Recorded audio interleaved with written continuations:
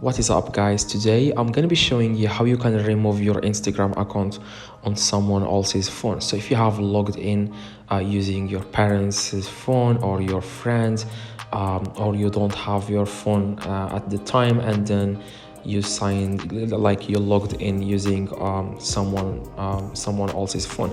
Now here is exactly how you can log out of that account. This is very quick and easy. So all you have to do, guys, first you want to open your Instagram account, of course. Now if you want to remove your Instagram account on someone else's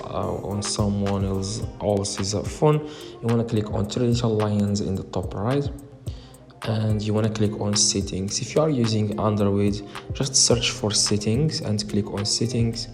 After that, guys, you want to click on security, and then you want to click on password in the top.